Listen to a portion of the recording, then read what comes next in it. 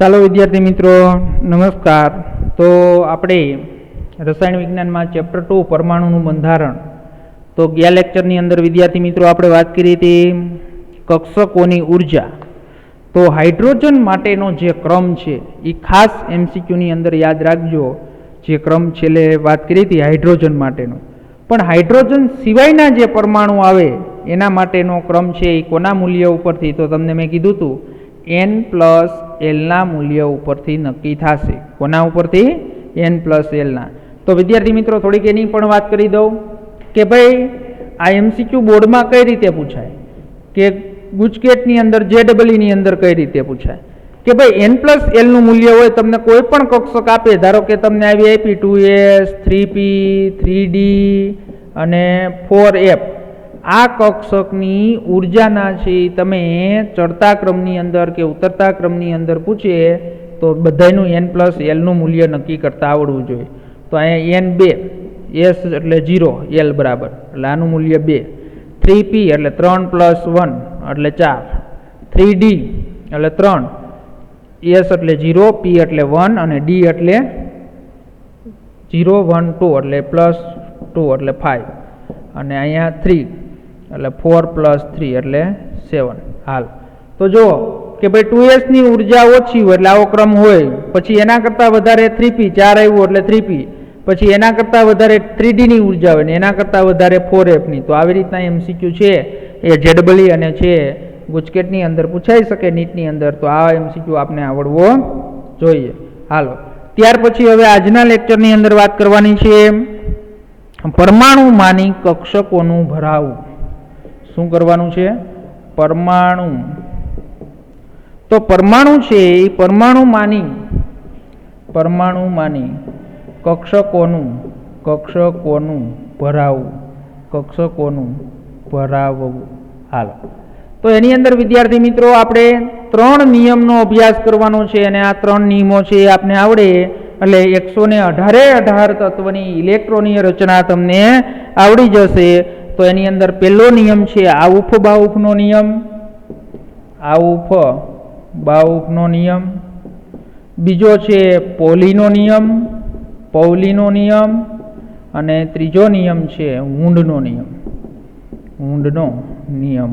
હાલો તો એની અંદર વિદ્યાર્થી મિત્રો આ 3 નિયમ છે એકદમ સરળમાં સરળ છે. ટેક્સ્ટ બુકની અંદર જે આપ્યું હોય પણ હું તમને અહીંયા બોર્ડ ઉપર જે 3 નિયમ સમજાવું છું તો એ વિદ્યાર્થી મિત્રો તમારે કે એકદમ સરળમાં સરળ નિયમો છે અને 2 લીટી જ છે, એમાં કાંઈ નથી અને એ ટેક્સ્ટ બુકની અંદર બધું આપેલું છે વધારે, પણ હું તમને અહીંયા 3 નિયમની છે એ 2 લીટી તમને હું સમજાવી દઉં એટલે તમને બધાને છે એ 3 નિયમ આવડી જશે. ચાલો પહેલા નિયમનો અભ્યાસ કરવો છે આપણે, આઉફ બાઉફનો નિયમ. આઉફ બાઉફના નિયમની અંદર આપેલા ડાયાગ્રામ છે એ ડાયાગ્રામ પ્રમાણે કક્ષકોની ઉર્જા વધે છે. તો વિદ્યાર્થી મિત્રો હું ડાયાગ્રામ દોરું છું, એ ડાયાગ્રામ તમારે છે એ સમજવાનો છે. જો s કક્ષકને લખવાની, 1s પછી 2s, 2s પછી 3s, 3s પછી 4s, પછી 5s, પછી 6s. p કક્ષક ક્યાંથી ચાલુ થાય? તો આપણે આગળ વાત કરી ગઈ 2p થી, તો અહીંયા 2p, અહીંયા 3p, અહીંયા 4p અને અહીંયા 5p અને અહીંયા 6p. હવે d કક્ષક ક્યાંથી ચાલુ થાય? તો 3 થી, તો અહીંયા 3d, અહીંયા 4d, અહીંયા 5d અને અહીંયા 6d. f કક્ષક ક્યાંથી ચાલુ થાય? તો કે 4f, અહીંયા 5f અને અહીંયા 6f. હાલો બધાને આવડી ગયું? ડાયાગ્રામ દોરતા આવડી ગયો? હવે તમે જ્યારે જાઓ છો ક્રોસ લાઇનમાં તમારે જવાનું છે, તો એ ક્રોસ લાઇનમાં તમે જાઓ છો ત્યારે તમારે કક્ષકમાંથી પસાર થવાનું નથી. આ બધી આપણી કક્ષકો છે. શું છે? આ બધી કક્ષકો. પણ જ્યારે તમે ક્રોસ લાઇનમાં રિટર્ન પાછા આવો છો ત્યારે તમારે શું કરવાનું છે? કક્ષકમાંથી પસાર થવાનું છે. શેમાંથી પસાર થવાનું છે? કક્ષકમાંથી પસાર થવાનું છે. હાલ તો એની અંદર જો આપણે ક્રોસ લાઇનમાં જઈએ છીએ ત્યારે આપણે કક્ષકમાંથી નથી પસાર થતા, રિટર્નમાં આવીએ છીએ ત્યારે આપણે કક્ષકમાંથી પસાર થયા. વળી જાઓ છો ત્યારે નહીં, પાછા રિટર્નમાં આવો છો તો કક્ષકમાંથી જવાનું. વળી પાછા જાઓ છો ત્યારે નહીં, રિટર્નમાં આવો ત્યારે કક્ષકમાંથી પસાર થયા. જાઓ છો ત્યારે નહીં, પાછા રિટર્નમાં આવો છો ત્યારે કક્ષકમાં પસાર થયા, જાઓ છો ત્યારે નહીં, પાછા રિટર્નમાં આવો છો તો કક્ષકમાંથી, જાઓ છો ત્યારે નહીં, પાછા કક્ષકમાંથી અહીંયા પસાર થયા આપણે. હાલો, તો આ ડાયાગ્રામ પ્રમાણે જે પહેલી કક્ષા આવતી હોય તો એ પહેલી કક્ષાની શું થશે, ઉર્જા ઓછી, અને જેમ જેમ તમે આગળ જતા જશો તેમ તેમ છે એ શું થશે, તો તેમ તેમ છે એ કક્ષકો છે એ કક્ષકોની ઉર્જા વધતી જશે. અને ધરા અવસ્થાની વાત કરીએ છીએ આપણે, તો એ ધરા અવસ્થામાં વિદ્યાર્થી મિત્રો તમારે કે ઇલેક્ટ્રોન પેલા કઈ કક્ષકમાં દાખલ થાય, તો જે કક્ષકની ઉર્જા ઓછી તે કક્ષકમાં ઇલેક્ટ્રોન દાખલ થાય છે. તો તે કક્ષકની ઉર્જા એટલે એમાં ઇલેક્ટ્રોન દાખલ થશે. તો તમને છે એ તરત જ ખબર પડી જાય કે ભાઈ આનો મારે હવે ડાયાગ્રામ દોરો એના ઉપરથી મારે કેવું હોય, તો 1sની કક્ષકની ઉર્જા ઓછી, એના કરતાં વધારે 2sની વધારે, એના કરતાં વધારે તો 2s પછી આવશે 2pની વધારે, એના કરતાં વધારે તો કે 3sની વધારે, એના કરતાં વધારે તો કે 3pની વધારે, એના કરતાં વધારે 4sની વધારે, એના કરતાં વધારે ઉર્જા 3dની ઉર્જા, એના કરતાં વધારે તો કે 4pની, એના કરતાં વધારે 5sની વધારે, એના કરતાં વધારે 4dની. ખબર પડી ગઈ? હવે જુઓ, આ ડાયાગ્રામ તો આપણે યાદ રાખવા માટે છે, બાકી આગળનો નિયમ તમે સમજી ગયા છો કે n+l મૂલ્ય જેનું વધારે એની ઉર્જા વધારે, અને જ્યારે n+lના મૂલ્ય સમાન મળે છે ત્યારે તમારે મૂલ્ય કોનું નક્કી કરવાનું છે, nનું. તો આ બધાની અંદર તમે જોઈ લો 1s એટલે અહીંયા n+lનું મૂલ્ય 1, અહીંયા 2, અહીંયા 2 ને 3, અહીંયા 3s એટલે 3. જો 1 અહીંયા 2 થયું એટલે આની વધારે, અહીંયા વધારે, પણ અહીંયા જો 2s અને 3p, 2p અને 3sમાં વધારે કોનું, તો જેનું nનું મૂલ્ય ઓછું એની ઉર્જા ઓછી, એટલે અહીંયા nનું મૂલ્ય 2 છે એટલે ઓછી, અહીંયા 3 છે. સમજણ પડી? હવે જો 3p 4s અને 3dની વાત કરીએ આપણે. 3p એટલે અહીંયા 4, 4s એટલે 4, પણ 3d એટલે શું થશે 5. તો જો આ બેમાં 4 4 આવ્યું, તો એની અંદર છે 3pમાં મુખ્ય ક્વોન્ટમાંક n3 નાનો છે, અહીંયા 4 મોટો છે એટલે 3pની ઉર્જા ઓછી, એના કરતાં વધારે 4sની. હવે જો અહીંયા 3d એટલે 5, 4p એટલે 5 અને 5s એટલે પણ 5. એટલે જો બધાયના n+lનું મૂલ્ય 5 5 આવ્યું. તો હવે શું કરશું કે ભાઈ 3dની સૌથી ઓછી, કારણ કે એનો મુખ્ય ક્વોન્ટમાંક 3 છે, પછી 4ની છે એના કરતાં વધારે, અને 5ની એના કરતાં વધારે. તો આપણો નિયમ તો એ જ છે, પણ એને પણ સરળ રીતે છે એ સમજવા માટે આપણે આવું બાઉકના વૈજ્ઞાનિકે છે એ સાયન્ટિસ્ટે આપણે શું આપ્યું, તો એને પણ સમજવા માટે આપણે એક ડાયાગ્રામ આપ્યું. પેલો નિયમ બધાને સમજાઈ ગયો. હવે જો કેવા શું માગે છે, 1s કક્ષક ભરાઈ જાય ને પછી જ ઇલેક્ટ્રોન 2sમાં જાય, 2s ભરાઈ જાય ને પછી 2pમાં જાય, 2p ભરાઈ જાય ને પછી 3sમાં જાય. સમજણ પડી ગઈ? હાલો, ત્યાર પછીની આપણે વાત કરીએ. તો ત્યાર પછીનો બીજો નિયમ છે, તો બીજો નિયમ પોલીનો નિયમ છે. કોનો છે? પોલીનો નિષેધનો નિયમ. હાલો, તો પોલીનો નિષેધનો જે નિયમ છે તો એ નિયમની આપણે વાત કરીએ તો એ નિયમ છે એ તમને આવડવો જોઈએ. તો એ નિયમ તો બધા જ છે એ આવડે છે. તો એની અંદર આપણે કેવી રીતે, તો એની અંદર છે એ સરળતાથી કે કોઈ પણ આ કોણે આપ્યો તો નિયમ, તો એ પણ કહી દઉં, વુલ્ફગેંગે પૌલીએ 1926માં આ નિયમ છે એ રજૂ કર્યો હતો. અને આ નિયમનું સ્ટેટમેન્ટ એ છે વિદ્યાર્થી મિત્રો, નિયમ પ્રમાણે કે પરમાણુમાં કોઈ પણ 2 ઇલેક્ટ્રોનના ચારેય ક્વોન્ટમ આંકનો સેટ એક સરખો ન થાય. એટલે એનું વૈજ્ઞાનિક કહેવા પ્રમાણે નિયમ શું છે ખબર છે? તો નિયમ છે એવો છે કે પરમાણુમાં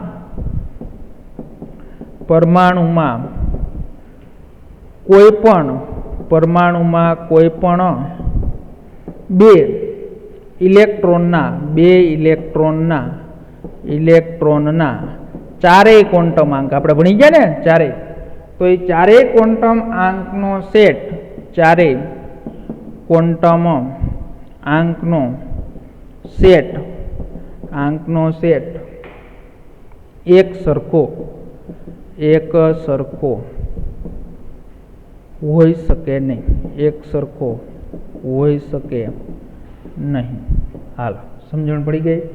તો એની અંદર પરમાણુમાં કોઈ પણ 2 ઇલેક્ટ્રોન છે એના ચારેય ક્વોન્ટમ આંક છે એના આંક સરખા હોય નહીં. અને બીજી રીતે કીધું છે કે એક કક્ષકમાં માત્ર 2 જ ઇલેક્ટ્રોન સમાઈ શકે અને આ ઇલેક્ટ્રોનના ભ્રમણ પણ એકબીજાથી વિરુદ્ધ હોવા જોઈએ. એટલે આપણે કાંઈ સમજવાનું નથી. કહેવાનો મતલબ એમ છે આ નિયમનો કે કોઈ પણ કક્ષક હોય, શું હોય? કોઈ પણ કક્ષક, તો કોઈ પણ કક્ષકમાં વધુમાં વધુ શું થશે? તો વધુમાં વધુ 2 ઇલેક્ટ્રોન સમાશે. વધુમાં વધુ શું થશે? 2 ઇલેક્ટ્રોન છે, ઇલેક્ટ્રોન સમાય છે. વધુમાં વધુ 2 ઇલેક્ટ્રોન સમાય છે અને એ જે 2 ઇલેક્ટ્રોન છે તે એકબીજાથી શું કરશે? તો એકબીજાથી વિરુદ્ધ ભ્રમણ છે, વિરુદ્ધ ભ્રમણ કરે છે. શું કરે છે? એકબીજાથી વિરુદ્ધ ભ્રમણ છે, એ ભ્રમણ કરે છે. ઇલેક્ટ્રોનને ભ્રમણ કીધું હતું ને, સ્પિન ક્વોન્ટમમાં ક્લોકવાઇઝ અને એન્ટી ક્લોકવાઇઝ.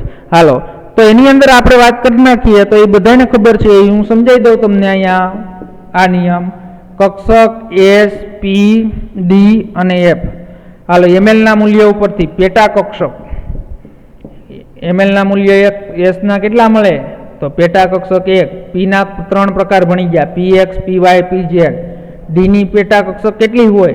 5. ડીએક્સવાય, ડીવાયઝેડ, ડીઝેડએક્સ, ડીએક્સ² - y² અને ડીઝેડ². એફની પેટા કક્ષક કેટલી હોય? તો કે એફની પેટા કક્ષક 7 હોય. તો હવે તમને એમ કીધું કે કોઈ પણ છે એ પેટા કક્ષકમાં વધુમાં વધુ કેટલા ઇલેક્ટ્રોન સમાય? 2. તો આની એસ કક્ષકની પેટા કક્ષક 1, તો વધુમાં વધુ ઇલેક્ટ્રોન 2. હવે જો પીની કેટલી પેટા કક્ષક? 3. પીએક્સ, પીવાય અને પીઝેડ. એટલે ત્રણેયમાં 2 ઇલેક્ટ્રોન સમાય. તો અહીંયા ઇલેક્ટ્રોન કેટલા હોય? 6. પછી ડીની અંદર 10 અને એફની અંદર 14. તો વિદ્યાર્થી મિત્રો, આ વસ્તુ ક્યારેય ભૂલાવી જોઈએ નહીં. એસ કક્ષકમાં વધુમાં વધુ 2 ઇલેક્ટ્રોન, પી કક્ષકમાં 6, ડી કક્ષકમાં 10 અને એફ કક્ષકમાં 14 ઇલેક્ટ્રોન. સમજણ પડી ગઈ? હાલો, પોલીનો નિયમ અહીંયા પૂર્ણ. સમજાઈ ગયો પોલીનો નિયમ? પછી કે ભાઈ મુખ્ય ક્વોન્ટમાંક છે એ n ધરાવતા કોષમાં હોય તો તે ઇલેક્ટ્રોનની મહત્તમ સંખ્યા કોના ઉપરથી નક્કી થાય? તો એ મેં તમને આગળ સમજાવી દીધું. તો અહીંયા ટેક્સ્ટ બુકમાં અહીંયા આપ્યું છે. ઇલેક્ટ્રોનની મહત્તમ સંખ્યા કોના ઉપરથી નક્કી થાય? 2n² ઉપરથી નક્કી થાય. તો કોઈ પણ તમને કોષ આપે તો એના ઉપરથી છે તમે ઇલેક્ટ્રોનની સંખ્યા નક્કી કરી શકાય. એનું ઉદાહરણ સહિત મેં આગળ તમને સમજાવી દીધું હતું. હાલો, હવે ત્રીજો નિયમ. તો ત્રીજો નિયમ પણ એકદમ સરળમાં સરળ છે. તો ત્રીજા નિયમની વાત કરવામાં આવે તો હુંડનો મહત્તમ ભ્રમણનો નિયમ. શેની વાત કરવી છે આપણે? હુંડના છે એ મહત્તમ ભ્રમણનો નિયમ છે, એ ભ્રમણના નિયમની વાત કરીએ. હાલો, ત્રીજો નિયમ હુંડનો. તો ત્રીજો નિયમ છે હુંડનો મહત્તમ, હુંડનો મહત્તમ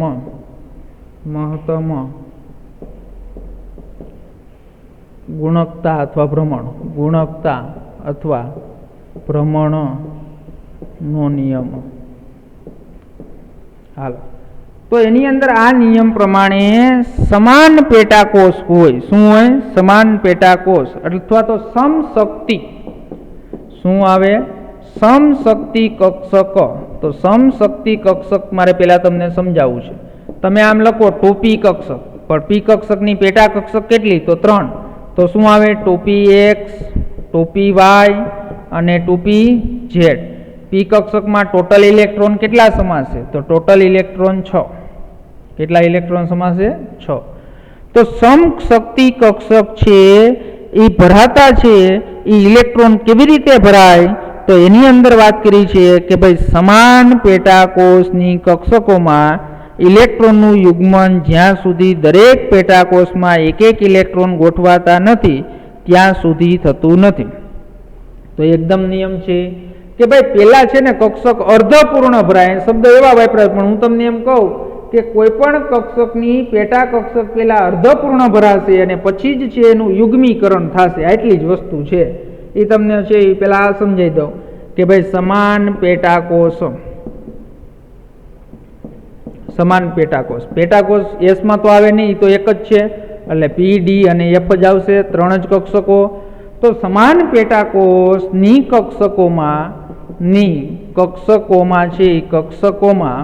કક્ષકોમાં ઇલેક્ટ્રોનનું ઇલેક્ટ્રોનનું. તો ઇલેક્ટ્રોનનું યુગ્મન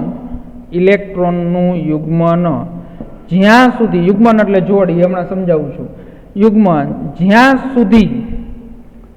સુધી દરેક પેટાકોષમાં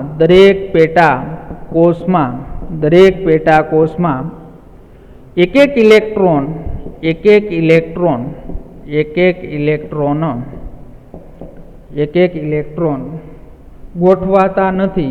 ઇલેક્ટ્રોન ગોઠવાતા નથી, ત્યાં સુધી થતું નથી. યુગ્મીકરણ ત્યાં સુધી થતું નથી. હાલો, હવે જો વિદ્યાર્થી મિત્રો, આપણે ત્રણે ત્રણ ઉદાહરણ તમને હું સમજાવી દઉં કે વાત કરવી છે આપણે પી કક્ષકની પેટા કક્ષક 3. એટલે જો હું આ ડબલું દોરું છું, એની 3 પેટા કક્ષક છે, એટલે મેં 3 ડબલા દોર્યા. આ પીએક્સ, પીવાય અને પીઝેડ. હવે જો પી કક્ષકમાં તમારે છે 3 ઇલેક્ટ્રોન ભરવા છે, તો 3 ભરવા હોય કે 2 ભરવા હોય કે 5 ભરવા હોય, પણ એ આપને ખબર છે કે વધુમાં વધુ ત્યાં 6 ઇલેક્ટ્રોન જ સમાય. જો 1 ઇલેક્ટ્રોન ભરવો હોય તો પેલા પીએક્સમાં જશે, પછી જો બીજો ઇલેક્ટ્રોન તમારે ભરવો હોય તો પીવાયમાં જાય, ત્રીજો ઇલેક્ટ્રોન ભરવો હોય તો પીઝેડમાં જશે. પણ આવું નહીં થાય, યુગ્મીકરણ ન થાય. તમારે 3 ઇલેક્ટ્રોન ભરવા હોય ત્યારે અહીંયા 1, અહીંયા 1 ને અહીંયા 1, તો આ તમારી ઇલેક્ટ્રોનની રચના ખોટી. કારણ કે હુન્ડના નિયમની અંદર એમ કીધું છે, સમાન પેટાકોષની કક્ષકોમાં ઇલેક્ટ્રોન યુગ્મ જ્યાં સુધી દરેક પેટાકોષમાં એક એક ઇલેક્ટ્રોન ગોઠવાતા નથી ત્યાં સુધી નહીં થાય. હવે એક એક ઇલેક્ટ્રોન ગોઠવાઈ ગયા પછી જો તમારે ચોથો ઇલેક્ટ્રોન ભરવો હોય તો જ યુગ્મીકરણ થાય, તો જ અહીંયા યુગ્મીકરણ થશે. તો એવી જ રીતે હું તમને ડી કક્ષકની વાત કરી દઉં. ડી કક્ષકની પેટા કક્ષક કેટલી? તો કે ડી કક્ષકની પેટા કક્ષક 5. એટલે વધુમાં વધુ કેટલા ઇલેક્ટ્રોન સમાય? 10. તો હવે જો પેલા એક આમાં દાખલ થશે, બીજો દાખલ કરવો હોય તો આ યુગ્મીકરણ એટલે જોડ નથી બનાવવાની તમારે. એટલે પછી બીજો અહીંયા, ત્રીજો અહીંયા, ચોથો અહીંયા, પાંચમો અહીંયા. હવે જો ઇલેક્ટ્રોન તમારે ભરવો હોય તો જ એનું શું થાય? યુગ્મીકરણ. અને હું સરળ ભાષામાં તમને સમજાવું ને કે કોઈ પણ કક્ષક હોય એની પેટા કક્ષક પેલા છે ને એ કેવી ભરાય? તો પેટા કક્ષક અર્ધપૂર્ણ ભરાય. અર્ધપૂર્ણ ભરાયા પછી જ છે એ શું થશે? તો કે ભાઈ પછી જ ઇલેક્ટ્રોનનું યુગ્મીકરણ થાય છે. જૂની ટેક્સ્ટબુકમાં આવા શબ્દ વાપર્યા હતા ને અહીંયા એ જ છે, પણ લેંગ્વેજ ભાષા અલગ છે, બાકી કાંઈ ફેર છે નહીં. હવે આપણે પરમાણુઓની છે એ શું કરવાની છે? તો પરમાણુઓની ઇલેક્ટ્રોનીય રચના સમજવાની છે. તો વિદ્યાર્થી મિત્રો, જે પરમાણુની ઇલેક્ટ્રોનીય રચના આપણે સમજવી છે, તો એની અંદર આપણે 1 થી 10 છે, તો એ 1 થી 10ની હું તમને પરમાણુય ઇલેક્ટ્રોનીય રચના સમજાવું છું. અને પછી તમારે છે એ શું કરવાનું છે? તો તમારે છે એ શું કરવાનું છે? 11 થી 20ની ઇલેક્ટ્રોનીય રચના તમારે છે એ લખવાની છે. હાલો, પહેલાં હું તમને આ 3 નિયમ આવડી ગયા. તો 3 નિયમ ઉપરથી હવે આપણે શું કરશું? તો હવે આપણે છે એ 3 નિયમ ઉપરથી છે એ આપણે એની 1 થી 10ની ઇલેક્ટ્રોનીય રચના સમજાવું. બધાને ખબર છે આ હેલી બેબો? તો hydrogen, helium, lithium, beryllium, boron, carbon, nitrogen, oxygen, fluorine અને નિયોન. હાલો, હવે જો આ બધાની ઇલેક્ટ્રોનની રચના મારે સમજાવી છે. આનો પરમાણુય ક્રમાંક 1, 2, 3, 4, 5, 6, 7. આ ક્રમ નથી આપ્યો, એના પરમાણુય ક્રમાંક છે. અમુકને એમ થશે કે આ સાહેબે ક્રમ આપ્યા છે.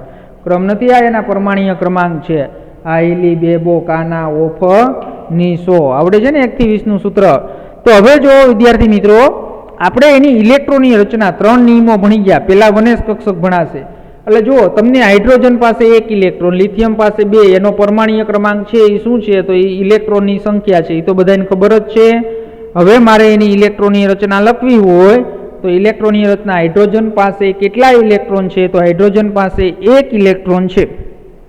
હવે તમારે પેલા કઈ છે એ પેલા કઈ કક્ષક ભરાય? હવે જો પેલા કઈ કક્ષક ભરાશે? પેલા હું છે ને આપણે લખીએ ને એમ, પછી તમને ડબલાવાળું પછી શીખવાડું. 1s કક્ષક પેલી કક્ષા, જો ઇલેક્ટ્રોન છે એ પેલા ઓછી ઉર્જા ધરાવતી કક્ષકમાં દાખલ થાય તો બધી જ કક્ષકોમાંથી 1s કક્ષકની ઉર્જા આઉફ બાઉફના નિયમ પ્રમાણે ઓછી ઉર્જા શેમાં છે? તો કે 1sમાં. કેટલા ઇલેક્ટ્રોન? તો અહીંયા તમારે છે એ એસ કક્ષક છે, તો એ એસ કક્ષકની ઉપર જે સબસ્ક્રિપ્ટ જેને તમે મૂર્ધક કહો છો, તો એ મૂર્ધક છે, એ મૂર્ધકને લખો, એ ઇલેક્ટ્રોનની સંખ્યા લખો. એટલે મૂર્ધક એટલે ખબર છે ને, આ એસ લખો એની ઉપર લખો, એને મૂર્ધક કહેવાય. 1s1 મુખ્ય ક્વોન્ટમાંક છે, એસ કક્ષક છે, અને આ જે સંખ્યા દર્શાવી છે એ કઈ સંખ્યા છે? ઇલેક્ટ્રોન. હાલો, 1s કક્ષક હોય તો એની પેટા કક્ષક સાથે સાથે શીખવાડતો જાઓ. તો અહીંયા છે ઇલેક્ટ્રોન છે, આવી રીતે તમે દર્શાવો એટલે એનો મતલબ થાય કે એ કક્ષક 1s કક્ષકમાં એક ઇલેક્ટ્રોન છે. કેટલો છે? એક ઇલેક્ટ્રોન 1s કક્ષકમાં. રેડી? સમજાઈ ગયું? જો ઇલેક્ટ્રોનની છે એ તમે તીરની નિશાની ઉપર રાખો તો ક્લોકવાઇઝ અને નીચે રાખો તો એન્ટી ક્લોકવાઇઝ. હવે આપણે હિલિયમની વાત કરીએ તો હિલિયમ પાસે 2 ઇલેક્ટ્રોન, તો એસ કક્ષકમાં વધુમાં વધુ કેટલા ઇલેક્ટ્રોન સમાય? તો 2. તો 2. તો હવે એનું આપણે આ રીતે 2 માંથી એક જ દર્શાવવાનું હોય. હું આ તો 2 તમને આવડે એટલે દર્શાવ.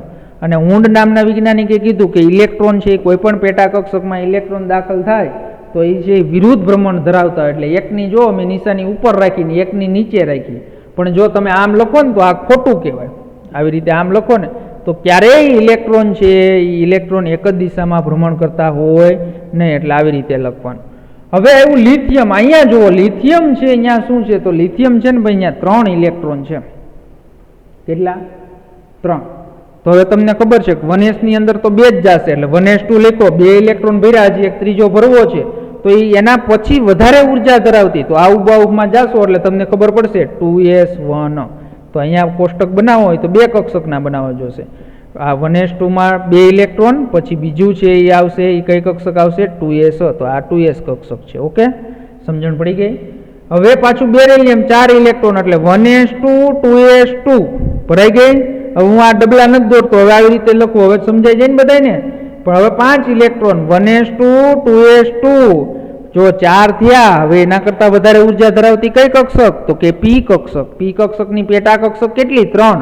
તો આપણે અહીં શું લખાય? 2p1. પણ એના આપણે બધાને છે ડબલા વડે દર્શાવ્યું હોય તો હું દર્શાવી દઉં તમને. આ 1s કક્ષકના 2 ઇલેક્ટ્રોન, પછી આ 2s કક્ષકના 2 ઇલેક્ટ્રોન, પણ હવે પી કક્ષક આવી એની પેટા કક્ષક કેટલી? 3. તો પીમાં તો કેટલા ઇલેક્ટ્રોન છે? 1 ઇલેક્ટ્રોન. સમજણ પડી? હાલો, કાર્બનની ઇલેક્ટ્રોનની રચના લખવી હોય તો 1s2 2s2 2p2, 6 ઇલેક્ટ્રોન થઈ ગયા. હવે એના ડબલા દોર નાખીએ આપણે. તો આ 2 રીતે દર્શાવી શકાય, પણ આપણે આ રીતે જ દર્શાવવાનું. ડબલા વડે તો તમને ખબર પડે ને એટલા માટે. જો યુગ્મીકરણ નહીં કરવાનું, હુંડભાઈએ કીધું હતું. હુંડભાઈએ શું કીધું હતું? પેલા અર્ધપૂર્ણ ભરવાની અને પછી જ યુગ્મીકરણ કરવાનું. હાલો, નાઇટ્રોજન 1s2 2s2 2p3. હાલો, તો એના ડબલા દોરવા હોય તો અહીંયા 2, અહીંયા છે એ શું થશે? 2. હવે જો પીમાં 3 ઇલેક્ટ્રોન, તો 3 ઇલેક્ટ્રોન છે એ ત્રણેય પેટા કક્ષક છે, એમાં શું કરો? અર્ધપૂર્ણ કરો, અને હવે પછી આગળ યુગ્મીકરણ થશે. સમજણ પડી? તો હવે ઓક્સિજનની વાત કરવી હોય તો 1s2 2s2 2p4 થશે. હવે જો અહીંયા તેના ડબલા દોરીએ તો શું થશે? અહીંયા 1 2 ઇલેક્ટ્રોન, અહીંયા છે એ પણ 1 2 ઇલેક્ટ્રોન. હવે અહીંયા 4 ઇલેક્ટ્રોન ભરવા છે, એટલે પેલા છે 3 ઇલેક્ટ્રોન ભર્યા, એટલે કક્ષક કેવી થઈ ગઈ? અર્ધપૂર્ણ. અર્ધપૂર્ણ ભરાઈ ગયા પછી જ એનું શું થાય? યુગ્મીકરણ. એટલે એક કક્ષકમાં યુગ્મીકરણ થયું. ફ્લોરિનની લખવી હોય તો 1s2 2s2 2p5, એક ઇલેક્ટ્રોન વધતો જશે ને, એટલે એના ડબલા દોરો હોય તો આવડે બધાને.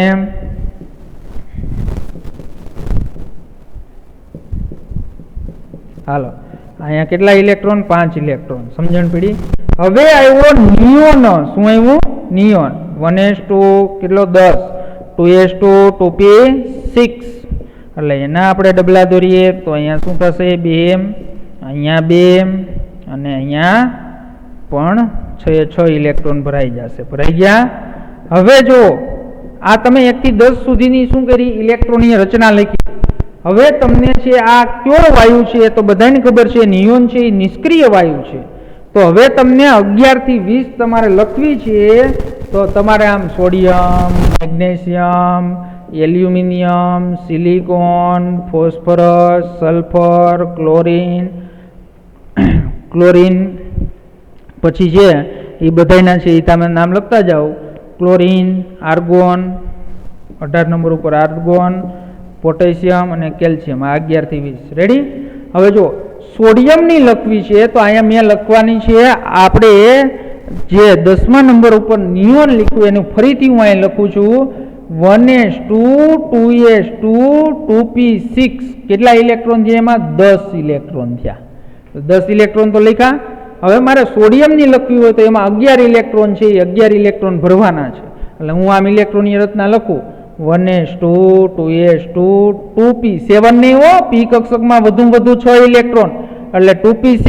હવે 2p કરતાં આઉબાઉબના નિયમમાં જવું પડે.